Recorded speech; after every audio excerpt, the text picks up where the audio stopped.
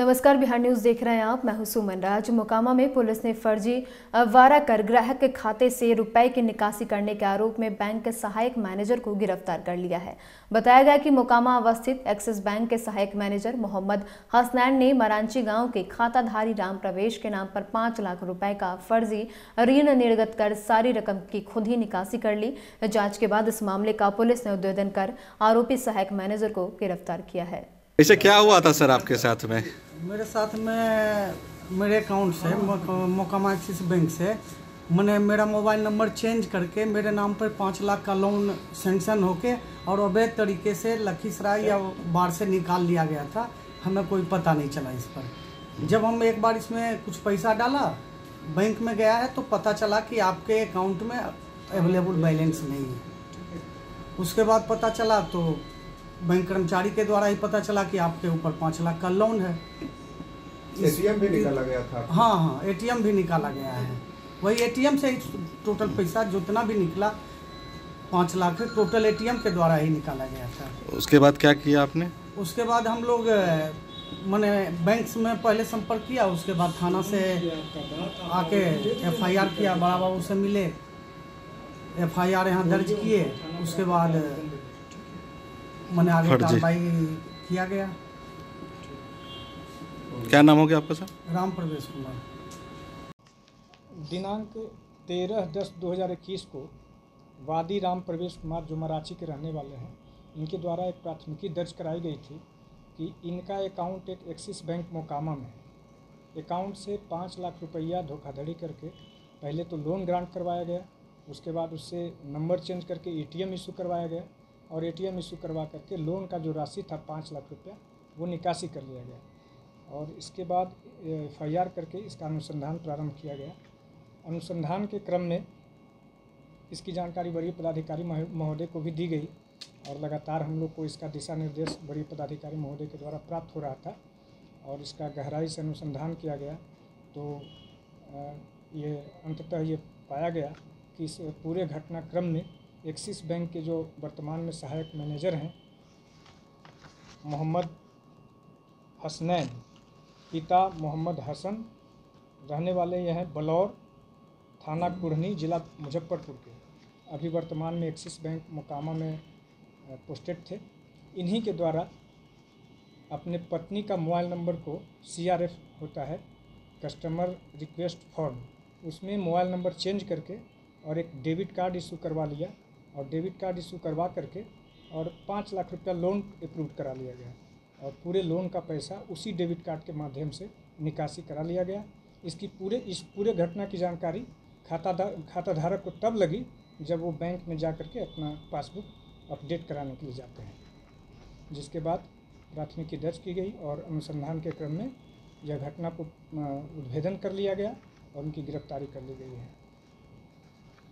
खबर सासाराम से है, जहां सासाराम के ऐतिहासिक शेरशाह सूरी के परिसर में स्थित तालाब में एक युवती ने अचानक छलांग लगा दी और खुदकुशी की कोशिश की। पूरा वाकया देखते ही स्थानीय लोगों ने किसी तरह युवती को पानी से निकाला, जिससे उसकी जान बच पाई। अतुल भैया आइए ना इधर, छोड़िए इनको, लगा दे उनको लगाने के लिए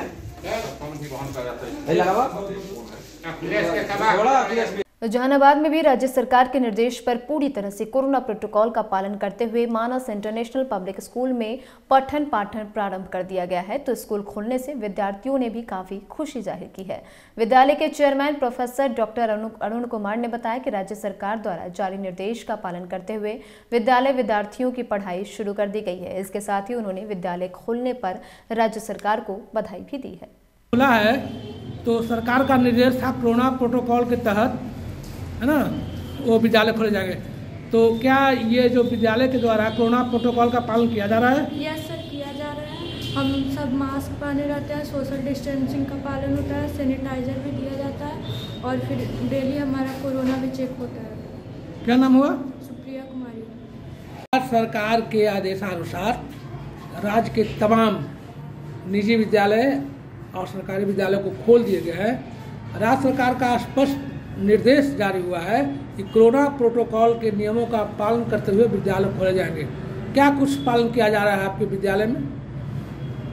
सबसे पहले तो हम आपके चैनल के माध्यम से माननीय बिहार सरकार को धन्यवाद देते हैं, साधुवाद देते हैं कि कम से कम बहुत सही समय पर उन्होंने बहुत बढ़िया डिसीजन लिया है।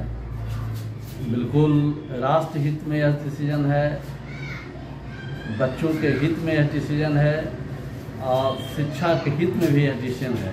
पहले तो हम आपके चैनल के माध्यम से बिहार सरकार को तहे दिल से बहुत बहुत बधाई देना चाहेंगे कि हमारा स्कूल पूरे बिहार भर में खुल चुका है। इसके लिए बहुत बहुत बधाई देना चाहेंगे, क्योंकि कोरोना काल में सबसे ज़्यादा किसी का नुकसान हुआ है तो हमारे बच्चों का हुआ है। इसलिए हम सरकार को तहे दिल से शुक्रिया करना चाहते हैं और हम जितना भी गाइडलाइंस सरकार द्वारा दिया गया है उन सारे गाइडलाइंस को हम लोग फॉलो कर रहे हैं। चाहे बच्चों का सोशल डिस्टेंसिंग हो, चाहे बच्चों का टाइम टू टाइम सैनिटाइज करना हो क्लासरूम को, चाहे बच्चों का सैनिटाइजिंग करना हो, सारे बच्चे कोरोना काल के हर एक नियम को फॉलो कर रहे हैं। बेगूसराय में उस वक्त एक बड़ी घटना को अंजाम दिया गया जब समस्तीपुर में हुए छात्र की हत्या के आरोपी के चाचा के घर पर ग्रामीणों ने हमला बोल दिया। इस घटना में जहां आरोपी के चाचा की गोली मारकर हत्या कर दी गई तो वहीं उसके बेटे और बेटी को भी गोली मारकर घायल कर दिया गया है।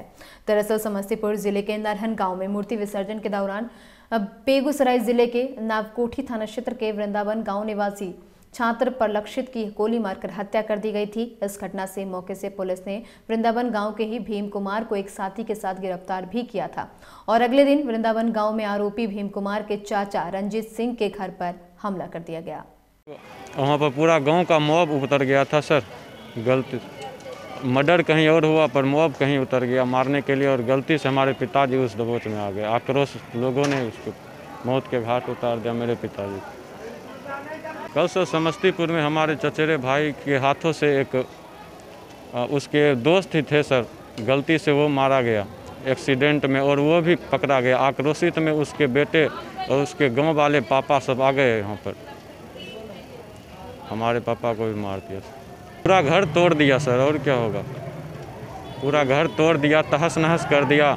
हमारे पर भी गोली चलाया गया, पापा को तो मार ही दिया उस समय, हमारी बहन पे भी गोली चली है सर। आज सुबह मामला संज्ञान में आया था नावकोठी थाना अंतर्गत। वहाँ थाना और एसडीपीओ पहुँचे हुए हैं। उस मामले में एक गिरफ्तारी भी हो गई है। बाकी हत्या का कारण क्या था और क्यों घटना हुई है, इस मामले में पुलिस की जांच अभी चल रही है। एक व्यक्ति की हत्या हुई है और 2 व्यक्ति इंजर्ड हैं, उनका सदर हॉस्पिटल में इलाज चल रहा है। पुलिस इसमें अपनी जाँच कर रही है, जल्द ही बाकी अभियुक्तों की गिरफ्तारी की जाएगी। और इसी के साथ इस बुलेटिन में इतना ही। तमाम अपडेट्स के लिए बने रहें बिहार न्यूज़ के साथ। नमस्कार।